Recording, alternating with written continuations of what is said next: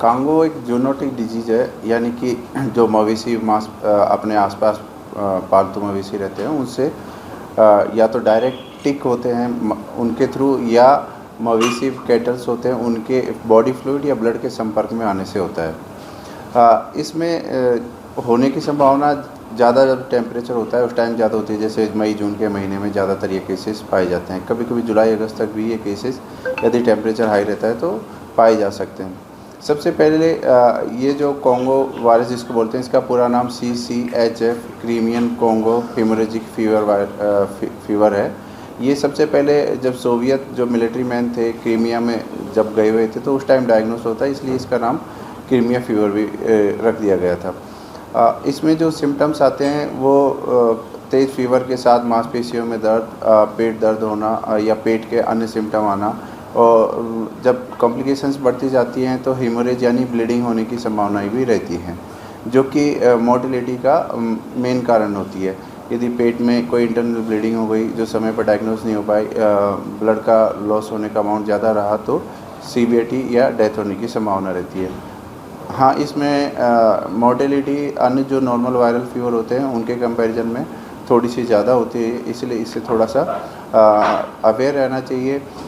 जैसे ही आपको कुछ सिम्टम्स महसूस हो और आप एंडेमिक जोन में हो और टेम्परेचर जिन दिनों में हाई हो तो आपको कॉन्गो वायरस डॉक्टर सस्पेक्ट कर सकते हैं। सस्पेक्ट करने के बाद क्योंकि एक RNA वायरस होता है तो इसके लिए एक RNA RT-PCR करके डायग्नोस किया जा सकता है, या फिर IgM IgG से भी इसको डायग्नोस करके इजीली इसको ट्रीट किया जा सकता है। मेनली जो इसका ट्रीटमेंट होता है वो सिम्टोमेटिक ही होता है, और जो भी जिस तरह के सिम्टम्स पेशेंट्स में आते हैं उसको मैनेज करते हुए आगे बढ़ते हैं।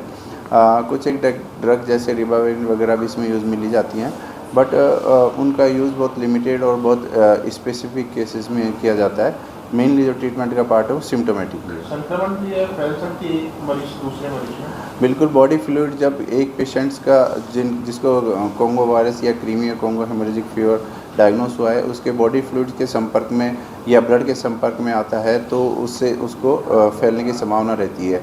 मेनली जो हॉस्पिटल्स के जो वर्कर्स हैं उनमें भी ज़्यादा लायबल वही लोग होते हैं, क्योंकि वो पेशेंट्स के संपर्क में आते हैं और वो फिर एक दूसरे के संपर्क में आते हैं, फैमिली मेम्बर्स के भी संपर्क में आते हैं। बचाव कैसे होता है? बचाव के लिए इन दिनों में जैसे सिम्टम्स हो तो सबसे पहले तो आप अपने डॉक्टर को दिखाएं। दूसरा, प्रॉपर हाइड्रेट रखें।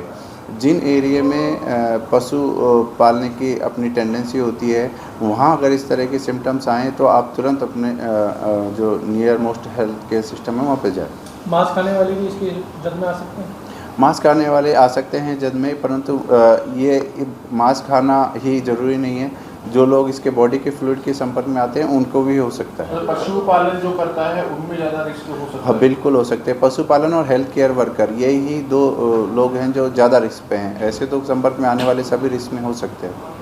अगर आप ये वीडियो YouTube पर देख रहे हैं तो हमारे चैनल को सब्सक्राइब करें और बेल आइकन को दबाना ना भूलें। अगर आप Facebook पर ये वीडियो देख रहे हैं तो हमारे पेज को लाइक करें।